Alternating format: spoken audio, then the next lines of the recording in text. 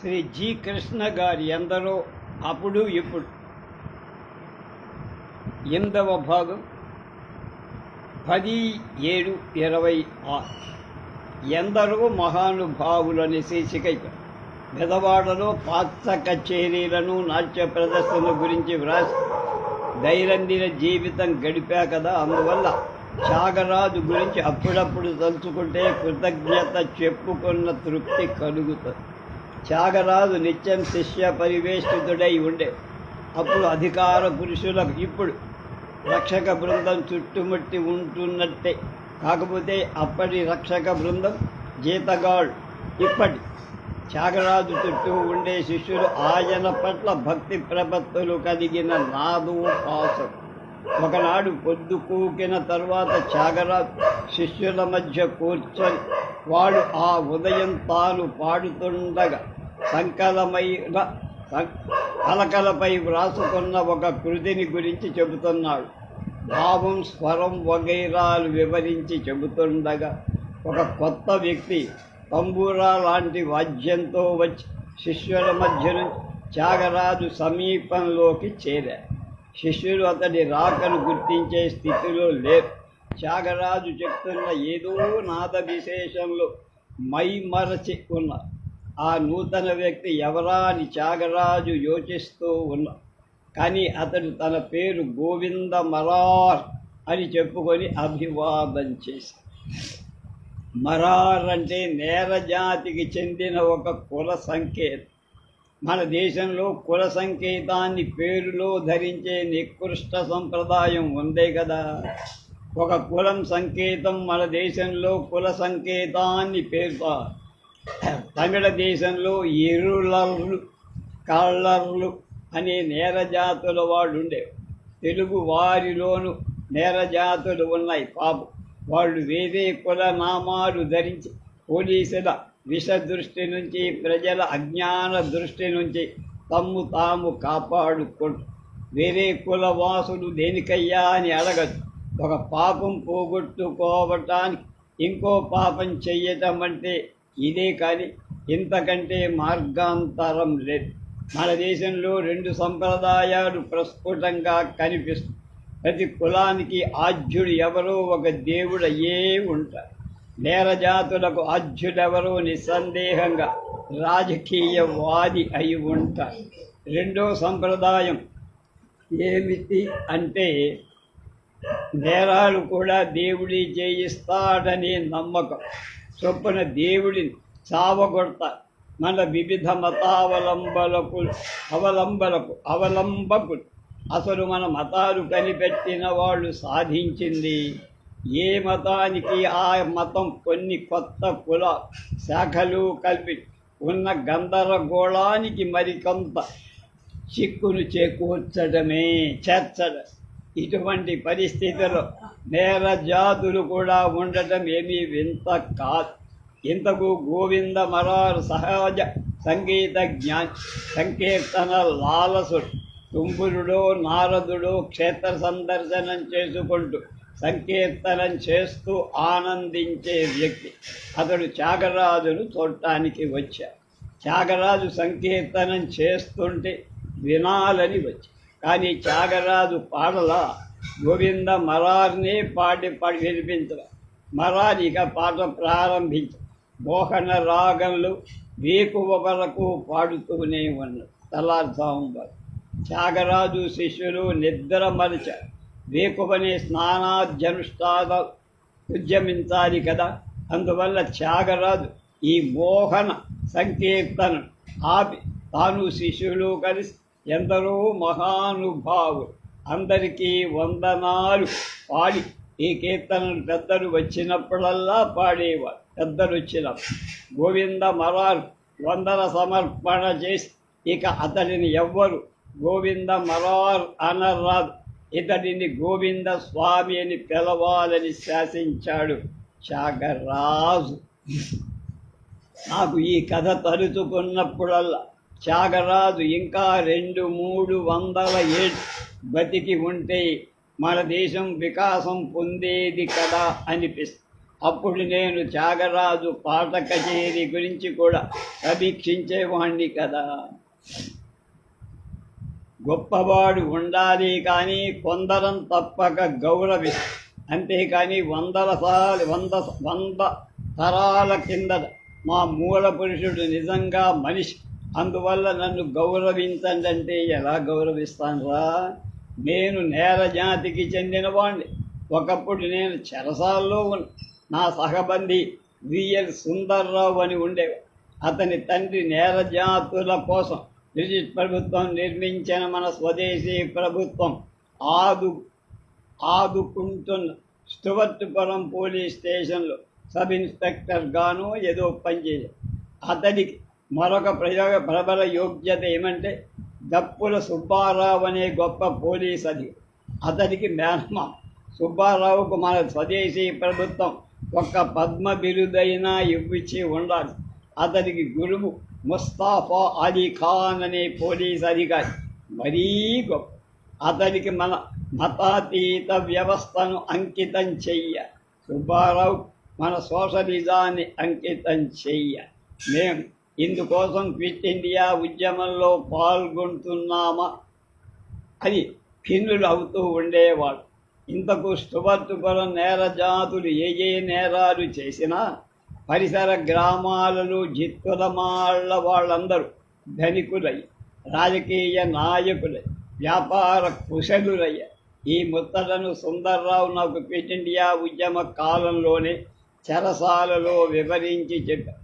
మరి స్టువర్ట్పురం వాళ్ళని మన స్వదేశ ప్రభుత్వం కూడా నేర జాతులుగా ఎందుకు చూస్తోంది అంటే ఉన్నత నేర జాతులను తృప్తిపరచడానికి. అంటే మన సమాజంలో పాప స్టువర్ట్పురం పౌరులను సంస్కరించాలను, వాళ్లకు తగు ఔన్నత్యం కలిగించాలను ఏదేదో సేవాపూర్వక కృషి చేసి వాళ్ళు మా యువమిత్రుడు లవణం హేమలత లవణ్ వాళ్ళు గట్టిగా ఏం చేశారు నేను చెప్పలేను. కానీ వాళ్ళిద్దరూ ఏ ప్రబల రాజకీయ ముఠాకు చెందకుండా గుర్తింపు పొందడం అసాధ్యమని నేను ఎరుగుదు.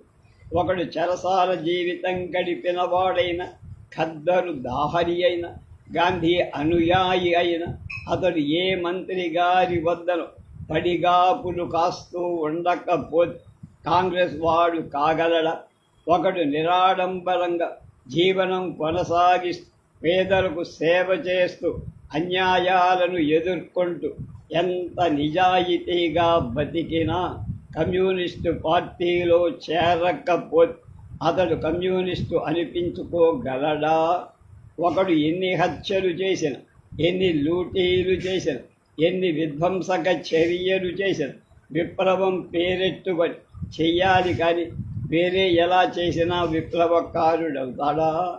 ఇట్లా ప్రతి రాజకీయ పార్టీకి కొన్ని పట్టుదలలు, యోగ్యతలు. ఏం చెయ్యగలమండి? ఓటర్లకు మతి లేనందువల్ల ఈ పార్టీల పామరత్వం పరగా పెరుగుతుంది. ఏ సమస్యను గురించి ఆలోచించినా ఉక్కిరి బిక్కిరి కావటం తప్ప గత్యంతరం చెప్పుకోవలసి వస్తుంది.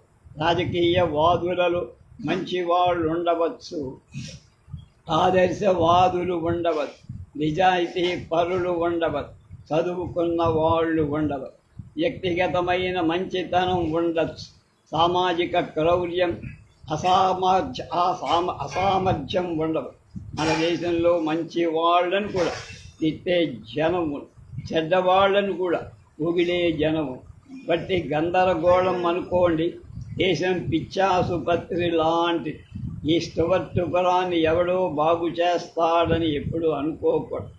బాగుపడటం అంటే ఏమిటో నేటి పరిస్థితులలో ఆ ఊరి వారికి తెలిస్తే వాడు బాగుపడిపో. 4-5 నేరజాతి కేంద్రాలు ఉన్నాయి కదా, వాళ్ళలోంచి ఒకడిని పైకి లాగి మంత్రివర్గంలో వేసేస్తే బాగుండిపోను కదా. దానివల్ల ఒక్కటే చిక్కు, నేరజాతుల ప్రతినిధిగా మంత్రి అయిన వాడు ఇతర జాతుల కంటే తక్కువ దక్షత గల నేరజాతి వాడవుతాడు. భారతం శ్రీరామమూర్తికి ఏవేవో ఆదర్శాలు, ఆశయాలు ఉంటాయి. మంత్రి అయ్యారు. ఈ నేరజాతుల అభ్యున్నతి ఆయన శాఖలో పడి ఏదో ఒక కనీసమైన సంస్కరణ అయిన సాధించాలని ఆయన ఆశ. కానీ ఆయనకు ఆ ఖ్యాతి దక్కితే ఓర్వలేని వాళ్ళు ఉంటారు కదా, సహజమే. నేరం ఇంత సహజం. ఆయన ఏవోవేవో కొన్ని మేలు తలపెట్టి ఇంత డబ్బు ఖర్చు చేయాలి అనే మేలు తలపెట్టే అధికారులు దాన్ని అవలీలగా అమలు చేస్తారు. ఎందువల్లంటే ఆ ఖర్చులో చాలా భాగం ఉద్యోగుల జీత భత్యాలకైపోతుంది. కానీ భారతం శ్రీరాముడు నేరజాతులనే పేరు తొలగించాలన్న. అది తొలగిస్తే స్థువత్పురమే ఉండదు కదా. స్థువత్పురం వాడి కులాన్ని ప్రభుత్వ రికార్డులో ఎలా రాయాలి? నేరజాతి అని రాయాలి కదా. కులం పేరు రాయకపోతే సామూహికంగా ఆత్మహత్యగా హత్య కానీ తలపెట్టేవాడు. పత్రికా విలేకరుల ఇంకా నేరం అని నేర జాతి అని రాస్తున్నారేమి అని భారతం శ్రీరామూర్తి గారిని అడిగితే ఎలా వ్రాయవద్దును ఆదేశించా అని ఆయన తెల్లబోయారు. అంతా ఇంకా రాస్తున్నారా అని శ్రీరామమూర్తి గారు మంత్రి పదవిలో లేరు. లవణం హేమత లత ఏం చేస్తున్నారు మరి? పరిశోధక దొరలు ధరలు అని అంటున్నాడు ఆయన. లేచాడండి, ఏముంది? లేచారండి, ఇంకేముంది? లేచికి లేచిందే ప్రజ. ఎలాగంటే లేచి ఎవరికో అడ్డం పడతాడు. అడ్డం పడితే పోలీసులు వస్తారు. పోలీసులను చూసి మరీ బాగా అడ్డం పడతాడు. పోలీసు వాడు వెంటనే తన వ్యాన్లో ఎక్కించుకొని వెళ్తాడు. కాసేపటికి వ్యాన్లోంచి పంపించేస్తాడు. అది వరసక్రం. భలే, ఆయన భలే అని మాట బాగా వాడతాడని ముందే చెప్పారు. పోలీసు వాడు లేకపోతే అడ్డం పడినట్లు ఎట్లా? పత్రికలకు ఎక్కడం ఎట్లా? పత్రికలకు ఎక్కందే ప్రజలకు తెలియటం ఎట్లా? ఇంత గ్రంథం ప్రజాస్వామ్య వ్యవస్థలు పేరు తెచ్చుకోవటానికి ప్రతిరోజు పత్రికలలో తన జీవలక్షణాన్ని ప్రచారం కావడానికి ఇంత అవస్థపడ. అప్పుడు తన పార్టీ ఆయుర్దాయం పెరుగు. ఇది రహస్యం.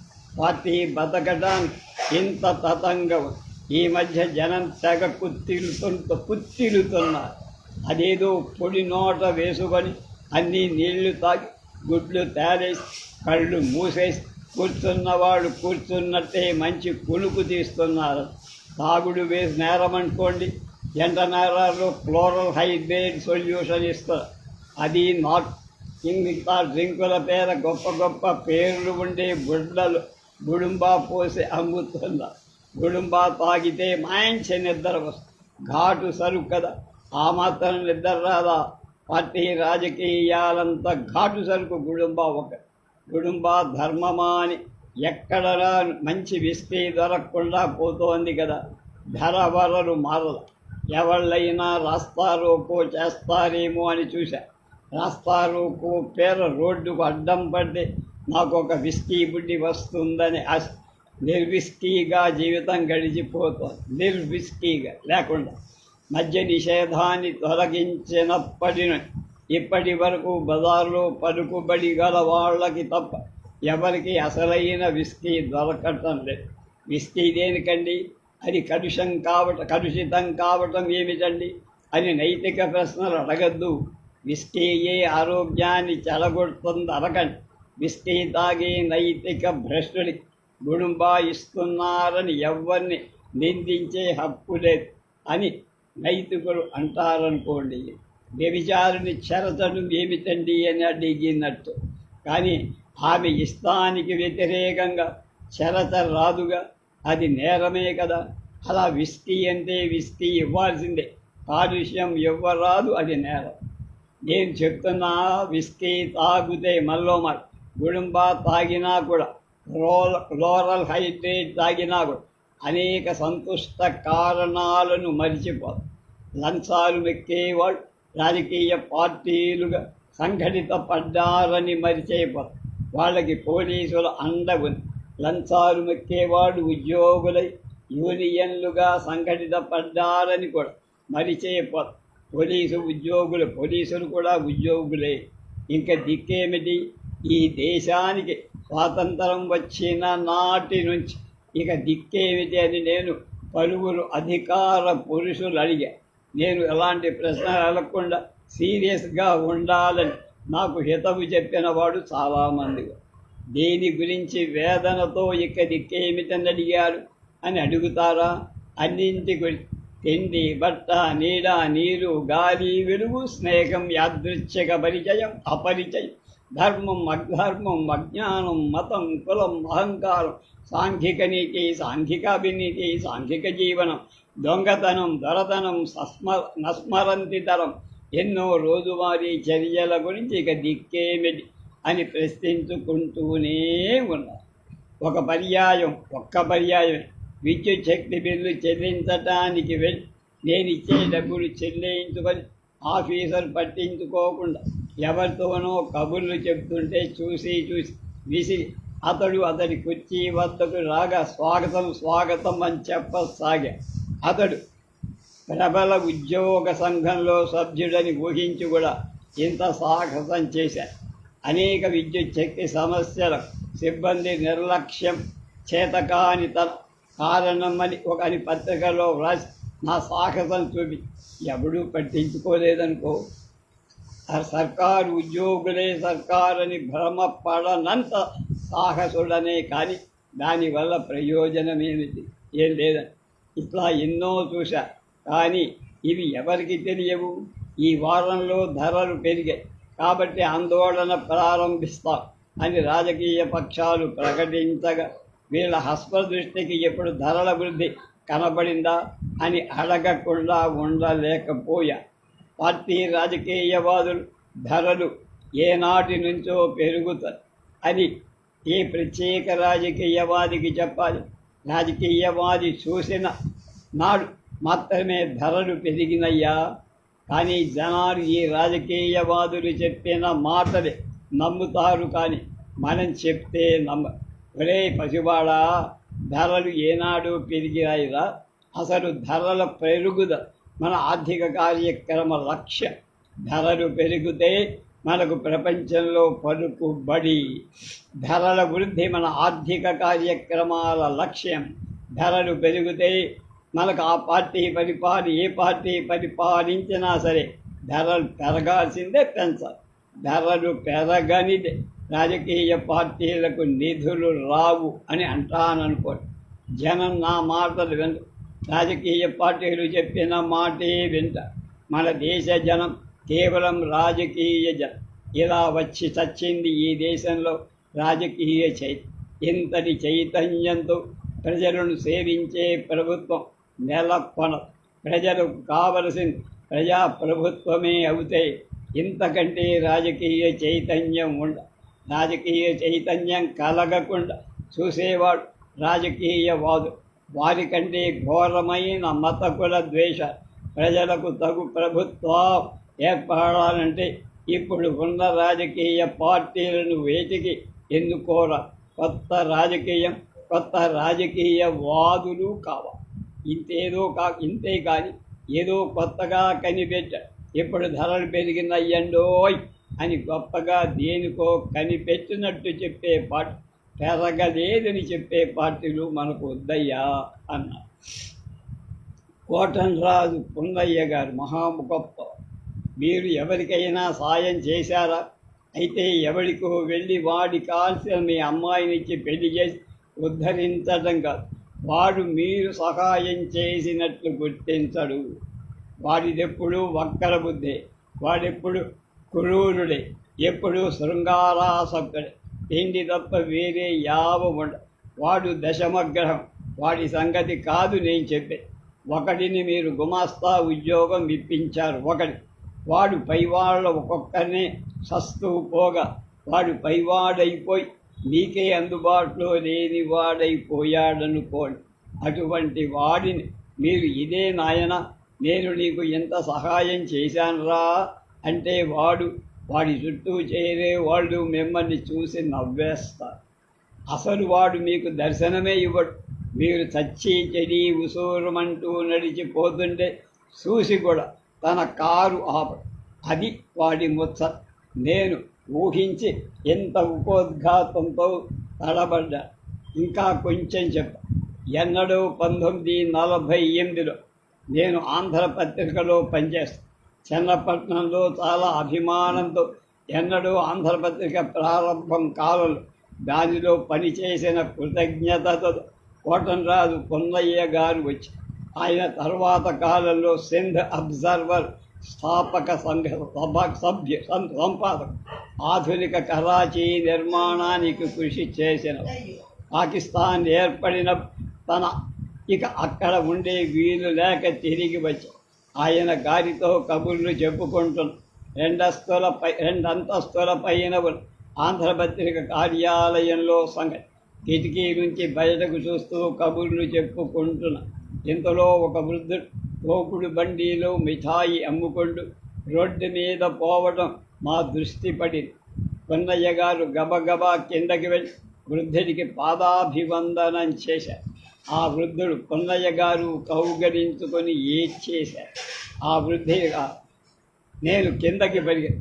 వాళ్ళు కౌగలి నుంచి విడిచేసి తమ కుటుంబాల వాళ్ళ గురించి కుశల ప్రశ్నలు వేసుకుంటారు.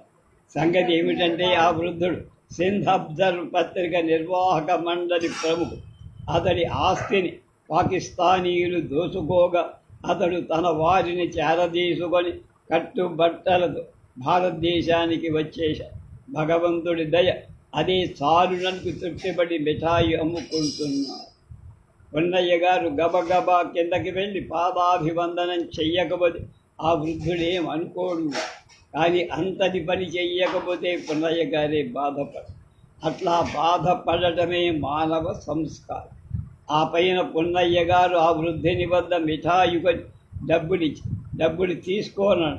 వృద్ధుడు ఇద్దరు బాబులు ఏడ్పులు మించిన సౌహార్ద ప్రకటన ఏముందయ్యా, మాటలు అతీతమైన హర్షం. పున్నయ్య గారు మా పత్రికా రచయితల కులంలో ఋషి. నాకు ఏవేవో జ్ఞాపకం వస్తూ ఉంటాయి. ఎవరిని సహాయం ఎవరెవరి సహాయం అనుభవించాను, ఎవరెవరికో సాయం చేసి మనుష్యులం ఒకరికొకరం సహాయం చేసుకోకుండా ఎలా బతుకుతాం? మాకు దగ్గరికి వచ్చి చెయ్యి దాచే భిక్షకుడు కూడా మనల్ని ఉద్ధరించడానికి వచ్చిన వాడు అనుకో, మనం వాడికి కృతజ్ఞులు. అంతేనా? తలకిందులైనా కూడా రాముడు ఏనాడైనా ఉన్న ఘటమేనా? కృతజ్ఞుడుగా ఉండటంలో దిట్టని వాల్మీకి ఏనాడైనా ఉన్నవాడేనా? రామాయణంలో కోన్వస్మిన్ సాంప్రతంలోనే గుణవాన్ కశ్చ వీర్యవాన్ ధర్మజ్ఞశ్చ కృతజ్ఞశ్చ సత్యవాక్యో దృఢవ్రత. కృతజ్ఞత చూపట్టడం దైవవత్వమని వాల్మీకి అంట.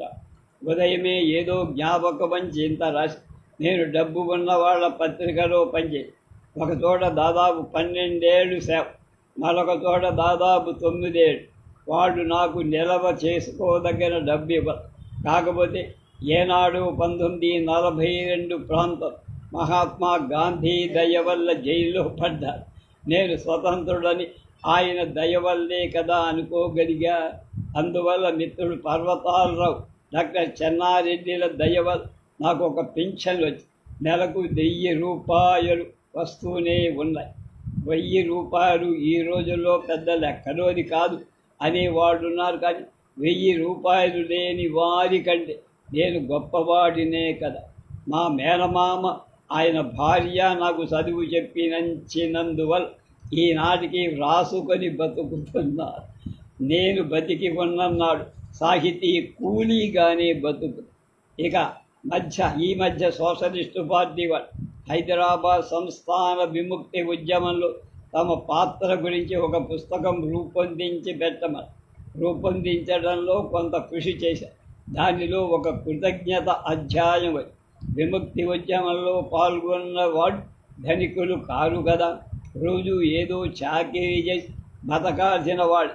అందువల్ల వాడు హైదరాబాద్ విముక్తి ఉద్యమంలో పాల్గొన్న వాళ్ళకి పెన్షన్ సౌకర్యం కలిగించిన వాళ్ళకి కృతజ్ఞత చెప్పుకొని మిత్రుడు ఎంఎస్ రాజలింగం దేశభక్తుడు, గాంధీజీ సన్నిహితుడు, వినయశీలి.